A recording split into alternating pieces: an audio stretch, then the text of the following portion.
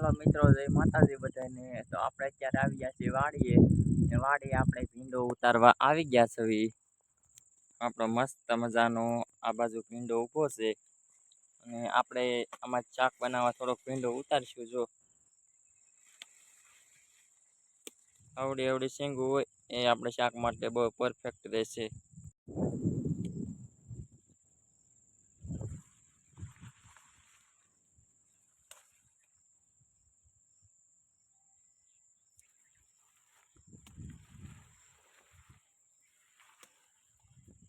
ભીંડાનું કામ હવે બધું કમ્પ્લીટ થઈ ગયું છે અને આ બાજુ એક તમારી બાજુ આને શું કહે જરીક કોમેન્ટમાં કહેજો।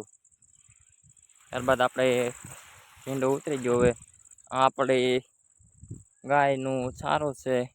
ત્યારબાદ આપણે આ બાજુ વેલા છે કંટોલાના, એમાં જો કદાચ કંટોલા હોય તો નાના નાના ઝીણા ઝીણા કંટોલા આપણે આ બાજુ છે। ત્યારબાદ આપણે દૂધીની બાજુ જઈ રહ્યા છીએ। બ્લોગમાં કન્ટિન્યુ સુધી રહેજો, મજા આવશે। બધું ખડ બહુ થઈ ગયું છે। ત્યારબાદ આપણે આ દૂધીના વેલા છે, આમાં દૂધી તો મસ્ત મજાનું નૈડું આવી ગયું છે। ત્યારબાદ આ બાજુ તો મોટી દૂધી હોય તો આપણા ભાગમાં હોય તો મળે કદાચ। કાલે આમાં ઉતારી લીધેલી છે એટલે આપણને દૂધી નહીં મળે, આપણે નીચે માંડવીમાં વયા જાવી। ફાઇનલી આપણે માંડવી પાસે પહોંચી ગયા છે અને આપણે માંડવી જો બહુ મસ્ત મજાની માંડવી થઈ ગઈ છે।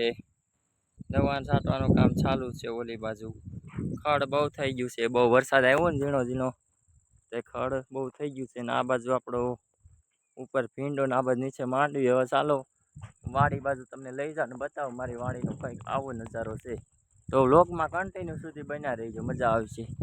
ત્યારબાદ આ બાજુ આપણે આંબળી છે, મસ્ત મજાની મોટી થઈ ગઈ છે। અત્યારે આમાં કાંઈ આવ્યું નથી, કેરીની સિઝન હોય શિયાળામાં ત્યારબાદ આવે। આ બાજુ આપણી જામફળી છે, આપણે ગોતી જામફળ આ બાજુ છે પણ કાચું છે થોડુંક। ત્યારબાદ આપણે બગીચો ગલગોટા ને એવું બધું, એ ક્યાંય ફૂલ બૂલે ક્યાંય દેખાતું નથી। આ આપણી વાડીનું લોકેશન છે, કંઈક આ ભાઈ આપણી વાડી છે।